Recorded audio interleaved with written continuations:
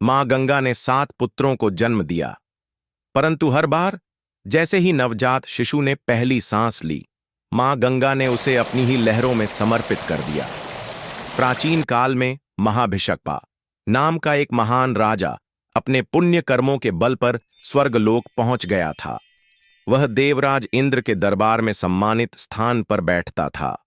एक दिन जब देवी गंगा दरबार में पधारीं, तो वायु के कारण उनका वस्त्र हिल गया। महाभिषक उनकी अप्रतिम सुंदरता में खो गया और अपने कर्तव्य को भूल गया। इस अनुचित व्यवहार को देखकर इंद्र ने उसे मनुष्य रूप में पृथ्वी पर जन्म लेने का श्राप दिया। स्वर्गलोक में 8 वसु, पृथु, द्यौ, आप, अनिल, अनल, प्रत्यूष, प्रभास और सोम नाम के प्रकृति देवता निवास करते थे।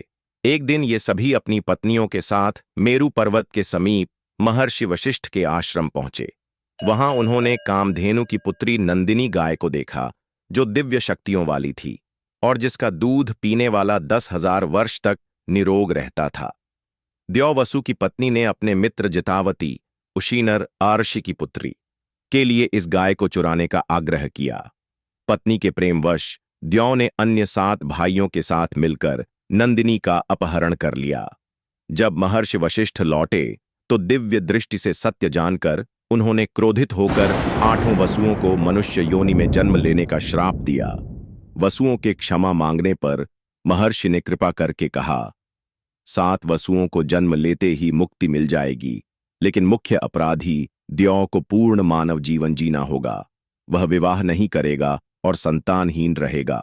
श्राप के बाद वसुओं ने देवी गंगा से प्रार्थना की कि वह पृथ्वी पर जाकर उन्हें जन्म दे और तुरंत अपने जल में बहाकर मुक्ति दिला दे।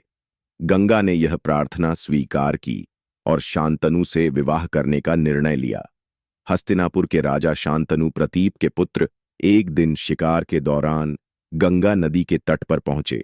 वहां उन्होंने एक अत्यंत सुंदर स्त्री को देखा, जो दिव्य आभूषणों से सुसज्जित थी। यह गंगा थीं, जो मानव रूप में आई थीं। शांतनु उनकी सुंदरता पर मुग्ध हो गए और तुरंत विवाह का प्रस्ताव रखा। गंगा ने विवाह के लिए हां कहा, लेकिन एक महत्वपूर्ण शर्त रखी। आप कभी भी मेरे कार्यों पर प्रश्न नहीं करेंगे या मेरी पहचान के बारे में नहीं पूछेंगे। यदि आपने मुझे रोका टोका तो मैं आपको सदा के लिए छोड़कर चली जाऊंगी। प्रेम में अंधे शांतनु ने यह शर्त स्वीकार कर ली।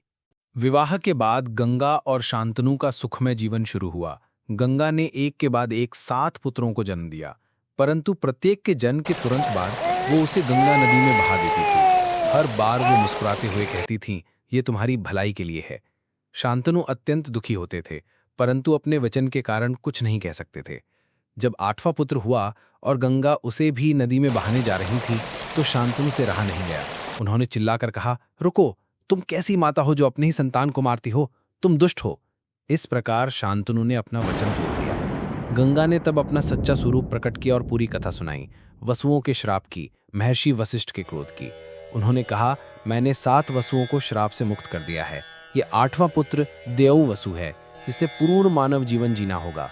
वचन भंग के कारण गंगा ने 8वें पुत्र को साथ लेकर शांतनु को हमेशा के लिए छोड़ दिया।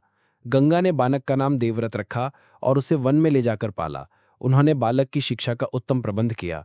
देवव्रत ने महर्षि वशिष्ठ से वेदों का ज्ञान प्राप्त किया और भगवान परशुराम से अस्त्र शस्त्र विद्या सीखी। वर्षों बाद एक दिन शांतनु ने देखा कि गंगा नदी का जल असामान्य रूप से कम है। उन्होंने देखा कि एक दिव्य युवक अपने बाणों से नदी का प्रवाह रोके हुए है। ये अद्भुत दृश्य देखकर शांतनु समझ गए कि ये उनका पुत्र है। युवक ने अपनी माया शक्ति से स्वयं को छुपा लिया। शांतनु की पुकार सुनकर गंगा प्रकट हुई और अपने पुत्र को सौंपते हुए कहा, ये आपका पुत्र देवव्रत है। इसे गंगादट भी कहते हैं, क्योंकि गंगा द्वारा दिया गया है। ये वेदों और राजधर्म में निपुण है तथा सभी अस्त्र शस्त्र विद्याओं में पारंगत है। शांतनु अपने पुत्र को लेकर हस्तिनापुर लौटे और देवव्रत को युवराज घोषित किया। प्रजा इस वीर और गुणवान राजकुमार से अत्यधिक प्रेम करती थी। देवव्रत ने राजकाज सीखा और एक आदर्श उत्तराधिकारी बने। लेकिन नियति में कुछ और ही लिखा था। भविष्य में यही देवव्रत अपनी भीषण प्रतिज्ञा के कारण भीष्म नाम से प्रसिद्ध होंगे और आजीवन अविवाहित रहकर हस्तिनापुर की सेवा करेंगे। उन्हें इच्छा मृत्यु का वरदान प्राप्त होगा और वे महाभारत युद्ध के महानायक बनेंगे।